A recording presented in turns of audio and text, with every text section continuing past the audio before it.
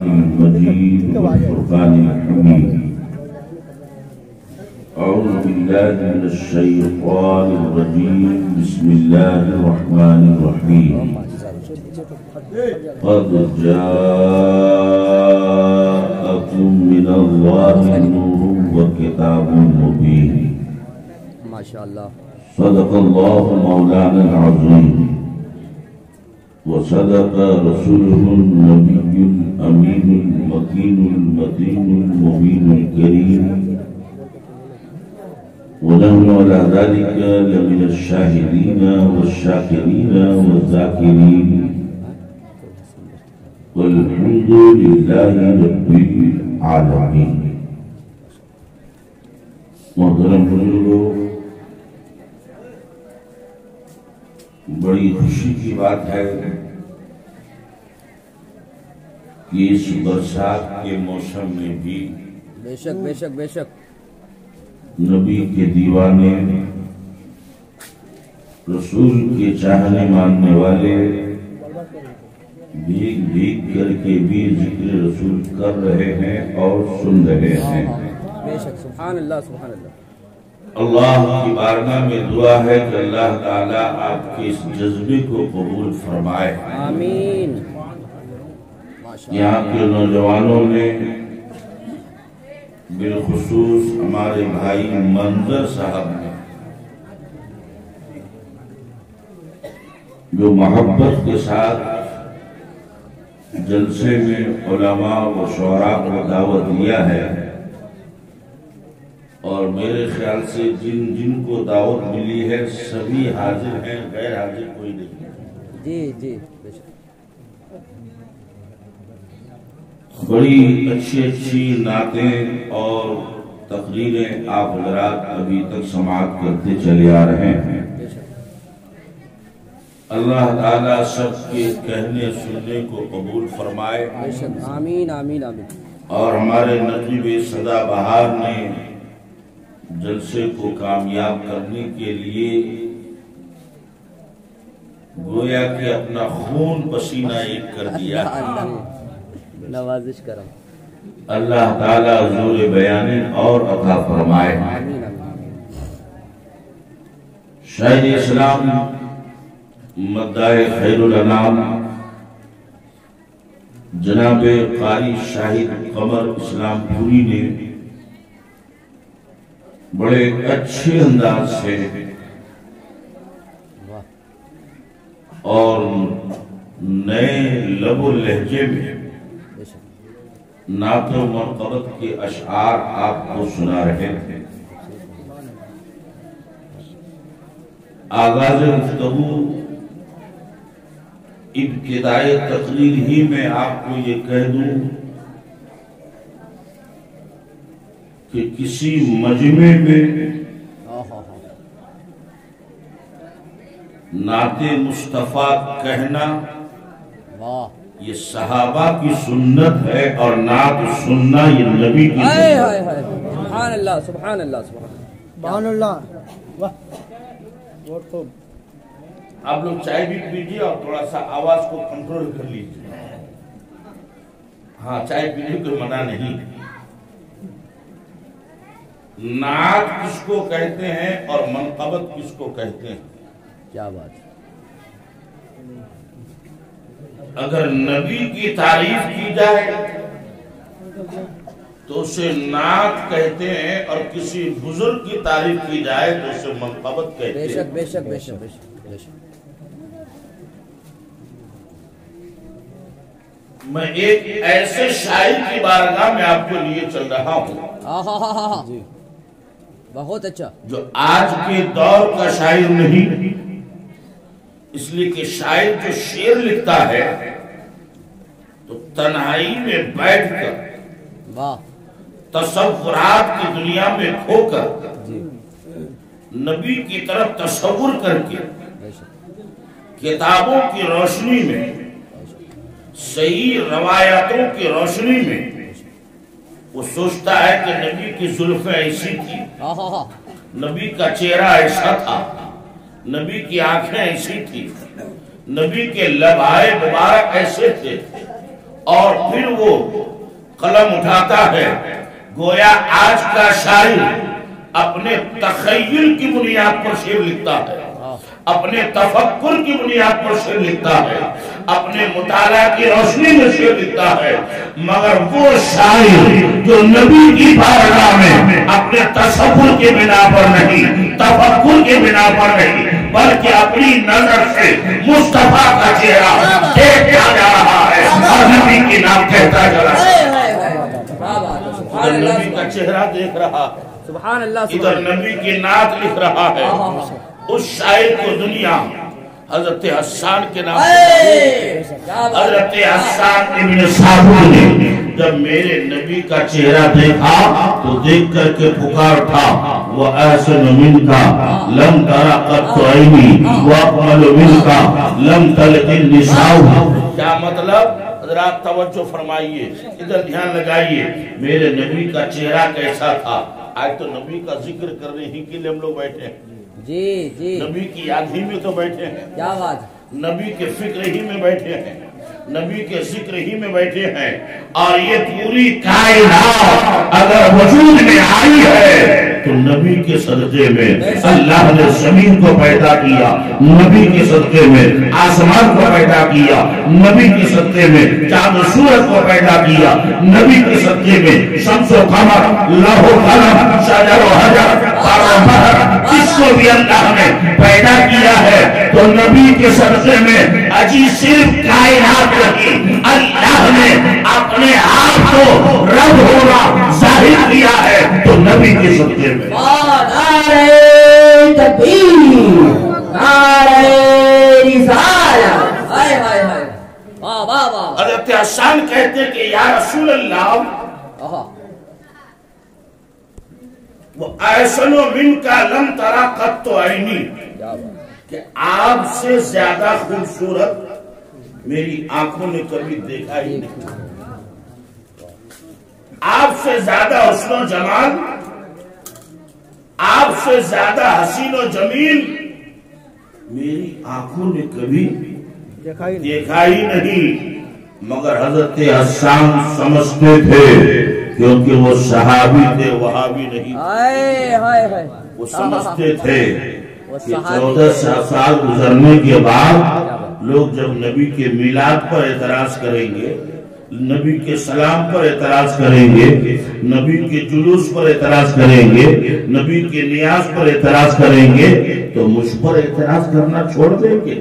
1400 سال کے بعد کوئی یہ کہہ سکتا ہے اے حسان اگر آپ نے نہیں دیکھا ہے تو آپ کے دیکھنے کا قصور ہے، ہو سکتا ہے کہ دنیا کے کسی کونے میں نبی سے بڑھ کر کوئی خوبصورت رہا ہو، نبی کے سے بڑھ کر کوئی حسن و جمال کا پیکر رہا ہو، اگر آپ نے نہیں دیکھا تو آپ کی نظر کا قصور ہے۔ اس لیے حضرت حسان ابن ثابت ایسے معترضوں کے اعتراض، ایسے مخالفوں کی مخالفت پر آخری کیل ٹھوکتے ہوئے کہتے ہیں یہ میرے دیکھنے کا قصور نہیں ہے، حقیقت یہ ہے یا رسول اللہ کہ آپ سے بڑھ کر حسین و جمیل دنیا کی کسی ماں نے پیدا ہی نہیں کیا،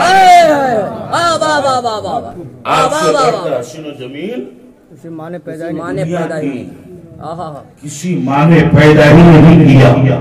نقیب صاحب توجہ، سبحان اللہ، سبحان کہ اللہ نے ہمارے نبی کو کیسا حسین بنایا، کتنے خوبصورت تھے میرے نبی، کتنے چمک والے تھے میرے نبی، کتنے دمک والے تھے میرے نبی، اور میرے نبی کا چہرہ کیسا چمک دمک رہا تھا۔ اب ہمارے علماء سے سنتے ہیں ہر سال کہ 12 ربیع الاول کو جب ہمارے نبی پیدا ہوئے تو اس وقت کے دستور کے مطابق چند روز کے بعد ایک عورت نبی کو دودھ پلانے کے لیے اپنے گھر لے گئی، دائی حلیمہ۔ اس لیے ہمارے نبی کی ایک وہ ماں، پہلے اس بات کو ذہن میں رکھیے کہ جس کے پیٹ سے ہمارے نبی پیدا ہوئے اس کا نام حضرت آمنہ ہے، اور جنہوں نے دودھ پلایا اس کا نام دائی حلیمہ ہے۔ ماں وہ بھی ہے، ماں یہ بھی ہے، فرق یہ ہے کہ یہ اپنی ماں ہے اور وہ دودھ پلانے والی ماں، وہ رضائی ماں۔ حضرات محترم، میں کسی چھوٹے موٹے حضرت کی بات نہیں کرتا، بڑے کے اعلیٰ حضرت کی بات کرتا ہوں۔ امام عشق و محبت، دریائے رحمت، عظیم البرکت، مجدد دین و ملت، معید ملت طاہرہ، مجدد ملت ماضیہ و حاضرہ، امام احمد رضا خان علیہ رحمت و رضوان، فتاوی رحمانیہ 29ویں جلد صفحہ نمبر 390 میں لکھتے ہیں کہ دائی حلیمہ جب میرے نبی کو لے کر اپنے گھر جا رہی تھی تو راستے میں 3 کنواری لڑکیوں نے دیکھا۔ 3 کنواری لڑکی، انمیرڈ، جس کی شادی نہیں، جس کے بچے نہیں، مگر ان تینوں لڑکیوں نے دائی حلیمہ کی گود میں جب ہمارے نبی کا چہرہ دیکھا ہے تو تینوں لڑکیاں میرے نبی کے چہرے پر فریفتہ ہو گئی، تمنا کرنے لگی کاش اس بچے کو ہم بھی دودھ پلا دیتے۔ حضرات ذرا غور فرمائیے، قدرت کا یہ قانون ہے، یہ نیچر ہے، یہ فطرت ہے، یہ عادت ہے، یہ طریقہ ہے، یہ ضابطہ ہے، یہ قانون ہے، یہ اصول ہے کہ جب تک عورت کی شادی نہیں ہو جاتی، عورت کا بچہ پیدا نہیں ہوتا، اس وقت تک اس کے تھن سے دودھ نہیں نکلتا۔ مگر یہ تینوں کنواری لڑکی ہے، تمنا ہے کہ پیارے رسول کو دودھ پلا دے، پیارے آقا کو دودھ پلا دے، آقا کے لال کو دودھ پلا دے، کائنات کے تاجدار کو دودھ پلا دے۔ وہ تینوں لڑکیاں سامنے آتی ہیں اور کہتی ہے دائی حلیمہ تھوڑی دیر کے لیے اس بچے کو ہماری گود میں دے دو تاکہ ہم دودھ پلائیں۔ دائی حلیمہ نے دے دیا اور ایک کے بعد دیگر باری باری تینوں لڑکیوں نے میرے نبی کو لیا، گود میں اپنے سینے سے لگایا۔ خدا کی قدرت، جس طرح بچے والی عورت کے تھن سے دودھ جاری ہوتا ہے، ایسے ہی اللہ نے ان تینوں کنواری لڑکیوں کے تھنوں سے دودھ جاری ہوتا ہے۔ نعرہ تکبیر، نعرہ رسالت، پتی پتی بھول بھول۔ حضرات میری عادت ہے کہ کوئی بھی بات میں نامکمل نہیں کرتا، کمپلیٹ کرتا ہوں۔ آگے اعلیٰ حضرت لکھتے ہیں کہ یہ نبی کا معجزہ ہے، بے شک بے شک، یہ کوئی شک نبی نہیں، کا معجزہ ہے کیا بات کہ 3 کنواری لڑکیوں کا سرکار نے دودھ پیا، اور حدیث میں بھی ہے انا ابن العواتق کہ میں 3 کنواری ماؤں کا بیٹا ہوں۔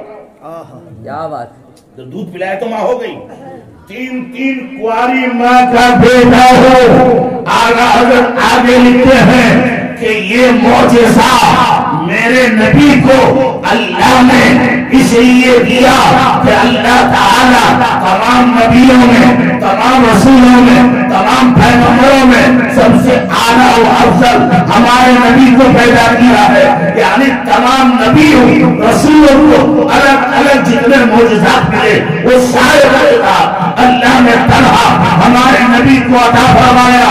تو ہم نبیوں کی لسٹ میں جب دیکھتے ہیں تو ایک نبی ایسا بھی ملتا ہے جناب عیسیٰ پیغمبر، انہوں نے اپنی پیاری ماں کا دودھ پیا۔ حضرات توجہ فرمائیں، یہ اللہ کی قدرت ہے کہ بغیر ماں باپ کے آدم کو پیدا فرمایا، اور یہ بھی اللہ کی قدرت ہے کہ ماں باپ کے ذریعے دنیا کے بچوں کو پیدا کرتا ہے، اور یہ بھی اللہ کی قدرت ہے کہ بغیر باپ کے صرف ماں سے حضرت عیسیٰ پیغمبر کو پیدا فرمایا۔ قرآن پاک میں موجود ہے جناب مریم جب جوان ہو گئی تو حضرت جبریل انسانی شکل میں آئے۔ ایک نوجوان اگر کنواری لڑکی کے سامنے اچانک آ جائے تو شرم محسوس کرے گی، جھجک محسوس کرے گی۔ جبریل امین اللہ کے حکم سے انسانی شکل میں مریم کے سامنے، مریم بھی شرما گئی۔ مریم پوچھنے لگی آپ کون؟ تو جناب جبریل نے جو جواب دیا تھا وہ قرآن کی آیت بن گئی، سبحان اللہ بولی. جبریل نے جو جواب دیا تھا وہ آج قرآن کی آیت بن کر کے چمک رہی ہے. جبریل نے کیا کہا تھا؟ مریم میں کون ہوں؟ سنو، انی رسول ربک لأہب لک غلاما زکیا. اے مریم، میں کوئی معمولی انسان نہیں، میں تمہارے رب کا بھیجا ہوا ہوں. تمہارے رب نے مجھے بھیجا ہے تاکہ میں تمہیں صاف ستھرا بیٹا دے سکوں. حضرت مریم شرما گئی کہ مجھ کو اور بیٹا، میری شادی نہیں ہوئی، میرا کوئی شوہر نہیں، میں نے کوئی غلط کام نہیں کیا، میں نے کوئی ناجائز کام نہیں کیا. ارے کسی انسان نے میرے بدن کو ٹچ نہیں کیا ہے، میرے بدن کو چھویا نہیں ہے، اور میرا بیٹا پیدا ہوگا. حضرت جبریل نے کہا مریم، خدا کی یہی مرضی، خدا کی یہی مرضی ہے. جب خدا کی مرضی یہی ہے تو مریم بھی خاموش ہو گئی. اور جبریل نے مریم کے گلا کے پاس پھونک مارا، جیسے ہم لوگ تیل پانی دم کرتے ہیں. جبریل نے پھونک مارا، ادھر جبریل نے پھونک مارا، ادھر مریم کے پیٹ میں بچہ ٹھہر گیا. بچہ پھلتا رہا. جب ٹائم پورا ہو گیا اور کنواری مریم کے پیٹ سے جناب عیسیٰ پیدا ہوئے تو پورے گاؤں سماج میں خبر پھیل گئی. لوگ اکٹھا ہو گئے، لوگ جمع ہو گئے. جس کے منہ میں جو آیا بولنے لگا. کوئی کہتی تھی کہ مریم توبہ توبہ، تم نے یہ کیسا کام کر دیا، بن بیاہ کے بچہ. کوئی کہنے لگا مریم تمہارا خاندان تو ایسا نہ تھا، تم نے ایسا کیسا کام کیا. کوئی کہتا تھا مریم تمہارے خالد تو پیغمبر گزرے، تم نے یہ کون سا گرانے والا کام کیا. اب جس کے منہ میں جو آتا بولتا تھا. حضرت مریم سمجھ رہی تھی میں لاکھ صفائی پیش کروں قوم نہیں مانے گی، لہذا حضرت مریم کو اللہ کی طرف سے ایک جواب سوجا، اور حضرت مریم نے اسی بچہ یعنی حضرت عیسیٰ کی طرف اشارہ کر دیا. اے سوال کرنے والوں مجھ سے سوال نہ کرو، اسی بچے سے پوچھو. اے پوچھنے والوں مجھ سے نہ پوچھو، جو پوچھنا ہے اسی بچے سے پوچھو. قرآن کہتا ہے اشارت الیہ، تو مریم نے اسی بچے کی طرف اشارہ کیا.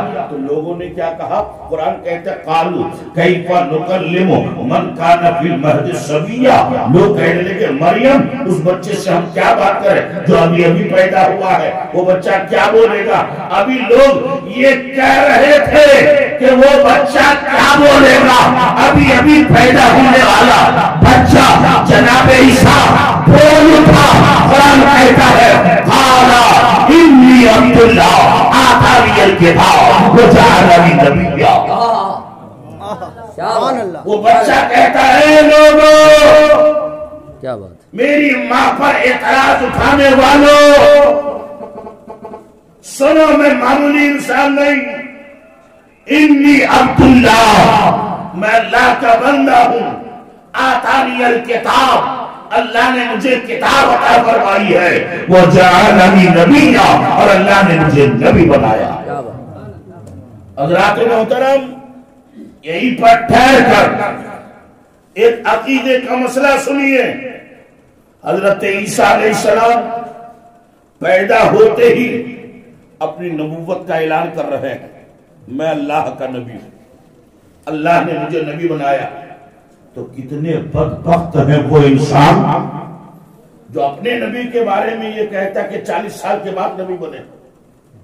ارے جب عیسیٰ پیدا ہوتے ہی نبی تو ہمارا نبی تو عیسیٰ کا بھی نبی ہے، وہ پیدا ہوتے ہی نبی کیوں نہیں ہوتا؟ بے شک بے شک بے شک. حضرات محترم، بہرحال لوگوں کو تسلی ہو گئی، لوگ اپنے اپنے گھر چلے گئے.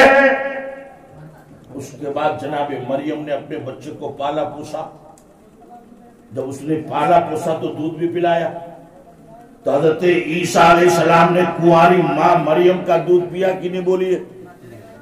اگر یہ معجزہ ہمارے نبی کو نہیں دیا جاتا تو اس معاملے میں حضرت عیسیٰ کا معاملہ بڑھ جاتا. اس لیے اللہ نے ایک نہیں، دو نہیں، تین کنواری لڑکیوں کا دودھ میرے نبی کو پلا دیا ہے تاکہ پوری دنیا ایک زبان ہو کر احمد رضا خان کی بولی میں یہ بولنے میں ہم کو جانب ہو جائے کہ سب سے اعلیٰ وہ ہمارا نبی، سب سے پالا وہ والا ہمارا نبی، خلق سے اولیاء سے رسول اور رسولوں میں اعلیٰ نعرہ تکبیر، نعرہ رسالت، تعلیمات اعلیٰ حضرت سرکار کی آمد. ہائے ہائے ہائے، واہ واہ واہ واہ واہ، زندہ باد. حضرات ذرا توجہ فرمائیے. بہت خوب، زندہ باد زندہ باد. سننے کے موڈ میں آپ حضرات بولیے. اگر سننے کے موڈ میں ہے تو موڈ بنا کے سنیے، زور سے بول دیجیے سبحان اللہ، اور محبت سے بولیے سبحان اللہ، اور جی لگا کے کہیے یا رسول اللہ. حضرات کوئی گاڑی چلاتا ہے تو ڈرائیور جتنا مضبوط ہوگا گاڑی اتنی اچھی چلے گی، ہے کہ نہیں یہ بات؟ مدرسے کا مدرس جتنا محنتی اور قابل ہوگا بے شک بچے اتنے ہی اچھے پڑھیں گے. امام جتنا تقوی طہارت والا ہوگا مقتدی کی نماز اتنی ہی اچھی ہوگی. بلا سوا رسول جتنا شاندار ہوگا امت بھی اتنی شاندار. زندہ باد زندہ باد، بہت خوب، زندہ باد زندہ باد. تو ہم اور آپ اپنی قسمت پر ناز کریں کہ اللہ نے ہمیں اور آپ کو کسی اور رسول کی امت میں نہیں، خاتم النبیین کی امت میں پیدا فرمایا، خاتم الانبیاء کی امت میں پیدا فرمایا ہے. حضرات تھوڑی سی آپ کی توجہ چاہتا ہوں کہ میرے نبی اللہ نے کیا شان عطا فرمائی، کیا بات، کیا شان عطا فرمائی. ایک شاعر کہتا ہے کہ تاریخ اگر ڈھونڈے گی ثانی محمد، تاریخ اگر ڈھونڈے گی شانی محمد، تاریخ اگر ڈھونڈے گی ثانی محمد تو ثانی تو بڑی چیز ہے، سایہ بھی نہ ملے گا. اللہ نے ہمارے رسول کو ایسا بے مثال بنایا کہ نبی کا سایہ بھی نہیں تھا. جیسے ہم اور آپ چلتے ہیں، چاہے دن کی روشنی میں چلیں یا رات میں چلیں، تو ہمارا اور آپ کا ایک لمبا سایہ ہوتا ہے، مگر نبی نور علی نور ہے. نبی کا سایہ ہی اللہ نے پیدا نہیں کیا. نقیب صاحب یہاں پر میں غور کر رہا تھا کہ حدیث میں ہمارا امام، بے شک، مگر سایہ اگر نبی کا ہو جاتا تو کیا نبی کی عزت کم ہو جاتی؟ کبھی نہیں. نبی کی عظمت گھٹ جاتی؟ نبی کا مقام کم ہو جاتا؟ اگر اللہ ہمارے نبی کو سایہ دے دیتا جیسے عام انسان کا سایہ ہوتا ہے، اگر ایسے ہی ہمارے نبی کا سایہ ہوتا تو کیا ہوگا؟ جب میں نے اس پر غور کیا تو بہت شاندار جواب کتابوں میں ملا. چنانچہ فتاوی نوریہ میں اس کا جواب ملا. حضرات محترم آپ توجہ فرمائیں کہ جب انسان کا سایہ ہوتا ہے یا کسی بھی چیز کا سایہ ہوتا ہے، آپ ذرا غور فرمائیے. رکھ دیجئے رکھ دیجئے، یہ بھی ضروری ہے نا جی ہاں ضروری ہے. یہ بتائے کہ یہاں پچھم کدھر ہے؟ اس طرف ہے. اب مان کے چلیے صبح 9 بجے ایک آدمی ایک میدان میں کھڑا ہو گیا ہے نا، تو چونکہ صبح کو سورج پورب کی طرف سے آتا ہے تو آدمی کا سایہ صبح 8-9 بجے کدھر جائے گا؟ پچھم کی طرف. بہت لمبا ہوگا، لیکن جیسے جیسے سورج اوپر کو آئے گا تو انسان کا سایہ جتنا لمبا تھا اس سے چھوٹا ہونے لگتا، یہاں تک کہ اتر طرف ٹھیک دوپہر کے ٹائم 1-1.5 ہاتھ کا سایہ رہ جاتا ہے نا.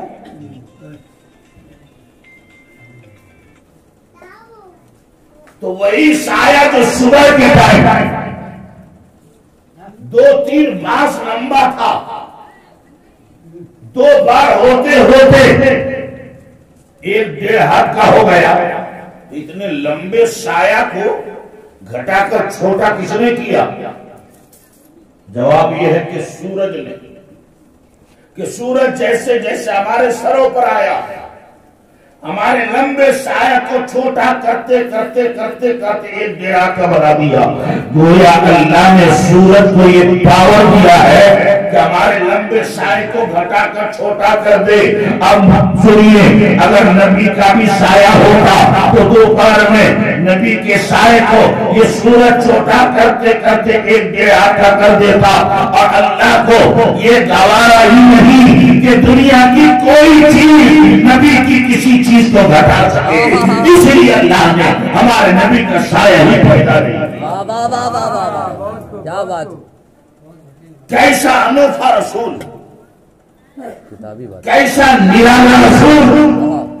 اور ایک بات یہ بھی ہے نقیب صاحب کہ جب ہم اور آپ چلتے ہیں، چاہے صبح کے ٹائم ہو چاہے دوپہر کے بعد، تو ہمارا لمبا سایہ زمین پر لگ کے چلتا، بے شک، چاہے وہ جگہ پاک ہو تب بھی یا ناپاک ہو، اور ناپاک ہو تب بھی ہمارا سایہ زمین پر لگ کر کے چلتا ہے.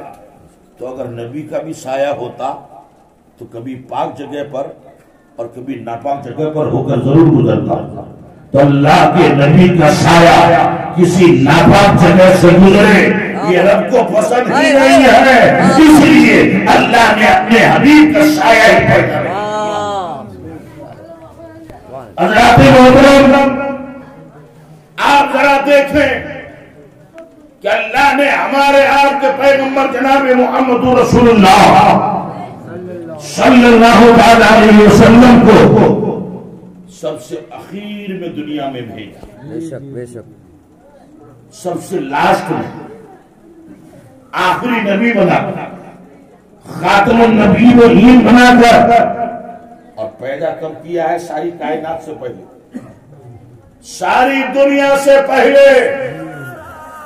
حدیث میں ہے کہ اللہ کے رسول سے کسی نے پوچھا تھا، یا رسول اللہ آپ تو دنیا میں بعد میں آئے لیکن پیدا کب ہوئے تھے؟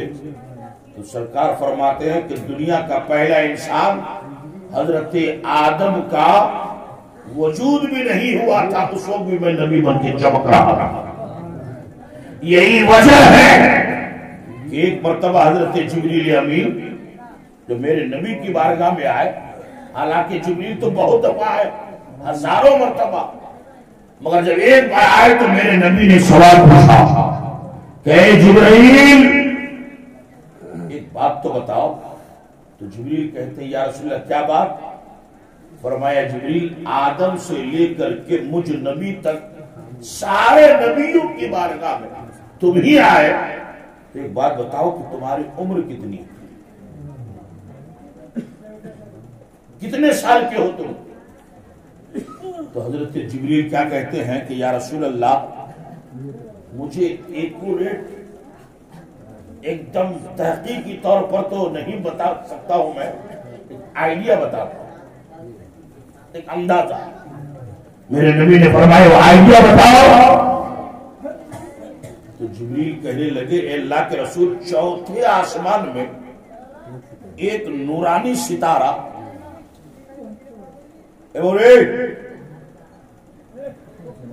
چوتھے آسمان میں ایک نورانی ستارہ جو 70,000 سال کے بعد ایک بار چمکتا تھا، 70,000 سال کے بعد. تو اگر کسی نے 2 بار دیکھا اس کا مطلب اس کی عمر کتنی ہوگی؟ 70,000 اور 70,000 1,40,000. کسی نے اگر 4 بار دیکھا ہو تو 4,80,000 لگ بھگ. اب جواب سنیے، جبریل کہتے ہیں اللہ کے رسول جو 70,000 سال کے بعد ایک بار چمکتا تھا، میں نے اسے 72,000 بار چمکتے دیکھا. 72,000 بار. اب کتنے ارب خرب ہو گئے. جبریل سوچ رہے تھے کہ میں اپنی لمبی عمر بتا رہا ہوں. میرے نبی نے مسکرائے، فرمایا جبرائیل جس ستارے کو تم نے اتنی بار دیکھا ہے اگر آج دیکھو گے تو پہچان لو گے کہ یا رسول اللہ پہچان لوں گا. نبی نے اپنی پگڑی ہٹائی تو وہ ستارہ نبی کی پیشانی میں نظر آئی. جبریل کہتے یا رسول اللہ قسم اللہ کی جس ستارے کو میں نے 72,000 سال چمکتے دیکھا ہے وہی ستارہ آپ کی پیشانی میں ہے. میرے آقا صلی اللہ علیہ وسلم مسکراتے ہیں اور فرماتے ہیں اے جبریل سن وعزت ربی انا ذالک الکوكب. وہ ستارہ کوئی اور نہیں وہ میں ہی تھا. کل آسمان میں ستارہ بن کے چمک رہا تھا اور زمین میں غریبوں کا سہارا بن کے. سرکار کی آمد دلدار کی آمد یاسین کی آمد جشن عید میلاد النبی. زندہ باد زندہ باد. اندازہ لگائیے واہ واہ واہ واہ کہ کل میں ستارہ بن کے چمک رہا تھا آج غریبوں کا سہارا بن کے چمک رہا ہوں. جبریل ہاتھ جوڑ کر کہنے لگے اے اللہ کے رسول اگر وہ ستارہ آپ ہی تھے تو مجھے ایک بات بتائیے کہ 70,000 سال کے بعد ایک بار نظر آتا تھا پھر 70,000 سال تک وہ ستارہ غائب نہ ہو جاتا. اگر وہ ستارہ آپ ہی تو ہر وقت نظر آنا چاہیے. 70,000 سال کے بعد ایک بار نظر آیا اور پھر غائب ہو گیا. تو اللہ کے رسول اتنے دنوں تک آپ کہاں غائب رہتے تھے؟ میرے مصطفیٰ کا جواب سنیے. مسلمانوں ذرا غور کرو. آج ہم اور آپ نبی کا جشن منا رہے ہیں اور نبی کا جشن نبی کی پیدائش کا ذکر جس کو میلاد کہتے ہیں صرف امتی نہیں نبیوں نے بھی منایا ہے. صرف نبیوں نے نہیں بلکہ نبی کا میلاد تو خدا نے بھی عالم ارواح میں منایا ہے. یہ باتیں انشاءاللہ بعد میں بتاؤں گا. فی الحال یہ سنیے کہ جبریل نے سوال کر دیا یا رسول اللہ 70,000 سال تک آپ کہاں غائب ہو جاتے تھے؟ تو میرے آقا کا جواب سنیے. فرماتے ہیں جبریل میں وہاں اس وقت بھی بیکار نہیں تھا بلکہ اللہ کی عبادت میں لگا ہوا تھا. اللہ کی عبادت میں. میں آپ کو مثال دے کر سمجھاؤں. جیسے یہاں اونچائی پر کوئی آدمی ہو اور نیچے سے دیکھتا ہو تو اگر کوئی سجدے سے سر اٹھا کے کھڑا ہوگا نیچے والے کو نظر آ جائے گا اور جب سجدے میں جائے گا جو نیچے بہت زیادہ ہو اس کو نظر نہیں آئے گا. تو جبریل کا جواب میرے نبی دیتے ہیں اے جبریل میں اللہ کی بارگاہ میں عبادت میں لگا ہوا تھا. جب 70,000 سال کے بعد سجدے سے سر اٹھا کر کھڑا ہوتا تھا تو تمہیں نظر آتا تھا اور 70,000 سال تک اللہ کی بارگاہ میں سجدے میں جھکا رہتا تھا تو تمہیں نظر نہیں آتا. گویا نبی کا ایک ایک سجدہ 70,000 سال کا ہوتا. تاریخی بات ہے. واہ واہ واہ واہ. حضرات محترم اندازہ لگاؤ کہ اللہ نے ہمارے نبی کو کس شان و شوکت کا پیدا کیا. یہی 12ویں ربیع الاول ہے. آج ہی کی مقدس رات صبح جو آنے والی ہے یہ جو صبح ہونے والی ہے صبح صادق کے وقت. اور آج کل صبح صادق کتنے بجے ہو جاتا ہے؟ 4 بجے ہے نا. تو لمسم 4 بجے کا ٹائم میرے نبی. اور ایک بات میں آپ کو اور بھی بتا دوں کہ ہمارے نبی کی پیدائش سے 6-7 مہینہ پہلے ہمارے نبی کے والد کا انتقال ہو گیا تھا. باپ کا انتقال, دادا موجود. نام سب بھی یاد رکھیے. ہمارے نبی کے والد کا نام حضرت عبداللہ, دادا کا نام حضرت عبد المطلب. باپ کا انتقال ہو چکا ہے مدینے میں. سرکار کی پیدائش ہو رہی ہے مکے میں. 12 ربیع الاول صبح شادی کا وقت، اور اس وقت ہمارے نبی کا دادا حضرت عبد المطلب کعبے کا طواف کر رہے تھے. کعبے کے چاروں طرف گھما جاتا ہے، اس کو طواف کہتے ہیں. یہاں کوئی حاجی صاحب ہے کہ نہیں؟ ہاں حاجی صاحب لوگوں کو معلوم ہے کہ حجر اسود جس کونے میں وہاں سے شروع ہوتا ہے اور وہاں سے گھومتے گھومتے گھومتے گھومتے پھر حجر اسود کے بعد پہنچ جائیے ایک چکر مکمل. اسی طرح سے 7 چکر لگانے کا نام ایک طواف ہے. تو ہمارے نبی کے دادا حضرت عبد المطلب کعبے کا طواف کر رہے تھے. اچانک انہوں نے کیا دیکھا کہ اللہ کا کعبہ جھک گیا. جیسے ہم لوگ رکوع میں سجدے میں جھکتے ہیں، اللہ کا کعبہ جھکا. عبد المطلب نے غور کیا کہ کعبہ جھکا ہے کدھر؟ پورب، پچھم، اتر، دکن، کس طرف جھکا ہے؟